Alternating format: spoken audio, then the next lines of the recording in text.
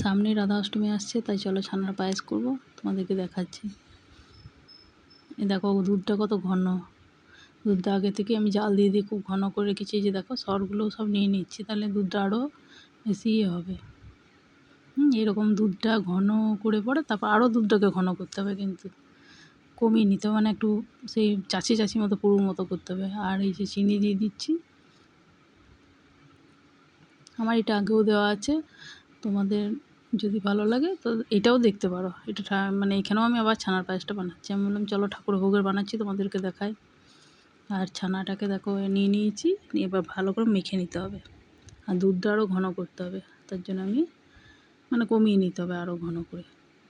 এরকম করে হাতের তালু দিয়ে দিয়ে ভালো করে মসৃণ করে মাখতে হবে, যাতে দলা ভাবটা একবারেই না থাকে। এবার এটা দিচ্ছি রোল ময়দা, রোল ময়দাটা দিলে ভালো বাইন্ডিং হবে।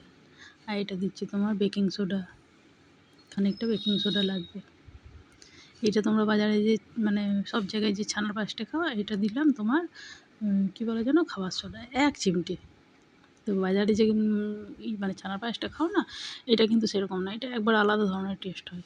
একবার করে দেখো এরকম স্টাইল করে, খুব সুন্দর। এটা শুধু আমাদের উকড়াতে একটা দোকান আছে, সেখানেই পাওয়া যায়, খুবই ভালো খেতে। যেরকম ঝাড়াতে করে হোক বা ফুটো ফুটো এই যে স্টেনারে করেও হবে, বা ফুটো ফুটো ইয়েতে করেও হবে। যাতে করে ইচ্ছে দেখো দেখিয়ে দিচ্ছি, সে অনেক হয় না আদা টাদা ঘষে, ওগুলোতে করেও ঘষেও হবে তোমার। এই যে দেখো এরকম করে বার করে নিতে হবে সেওয়ের মতো করে। এবার দুধটাকে ঘন হচ্ছে নাকি দেখে নিতে হবে।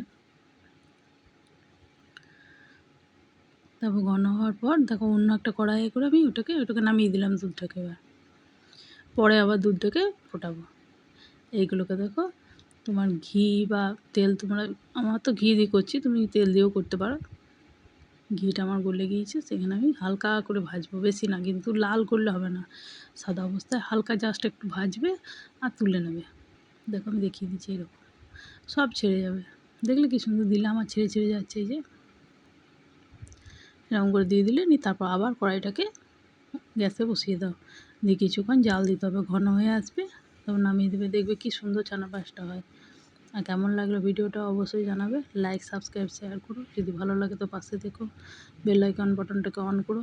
আর কমেন্ট করে বাড়িতে একবার ট্রাই করার পর অবশ্যই জানাবে। সামনেই তো রাধা অষ্টমী আসছে, দেখো কেমন হয়েছে।